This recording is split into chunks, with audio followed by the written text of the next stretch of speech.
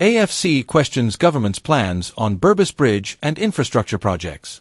At a recent press conference, AFC Member of Parliament David Patterson raised concerns regarding the government's proposal to construct a new Berbice Bridge, labeling the move as a smokescreen for a financial payout to the current owners of the existing Berbice Bridge.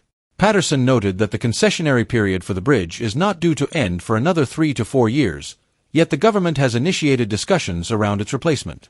Patterson stated, "The revenues generated by the Berbice Bridge are almost $2 billion annually, and entering negotiations to buy off the bridge at this stage would lead to a windfall for the current stakeholders.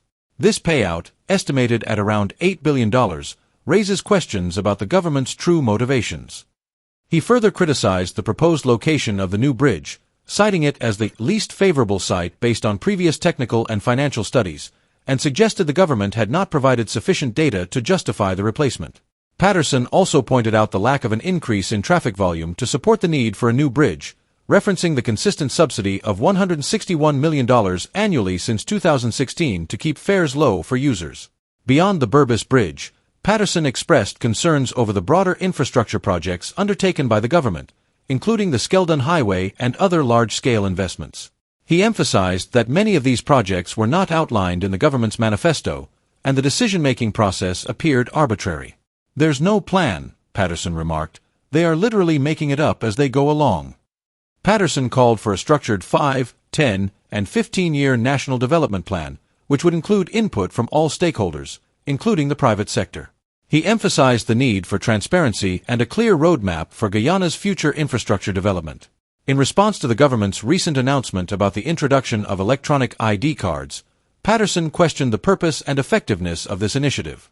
He pointed out that Guyanese citizens already carry several forms of identification, including national ID cards, NIS cards, and bank cards. What will these new e-cards replace? They're simply adding another card to our wallets with no clear benefit, and $4 million has been spent on this project without a concrete plan, Patterson argued.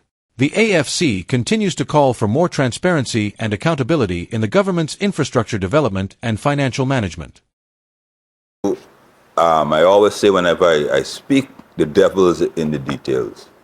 It is my opinion that this is the idea of putting a Berbice Bridge is just simply a smoke screen to give an advance payment, a payout to the current owners of the existing Berbice Bridge. The concessional period has not been up as yet.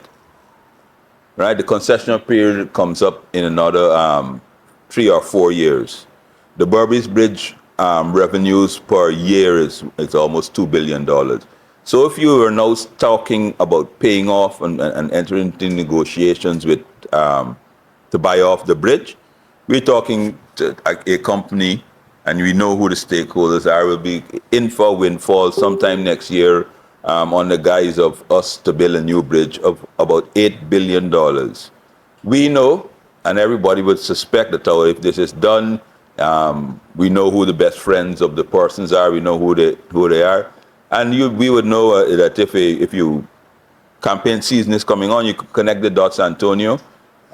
So this idea just pulling out of the rabbit out of a hat to say we're going to build a new bridge, and they haven't even confirmed that the new bridge will be at the exact same location.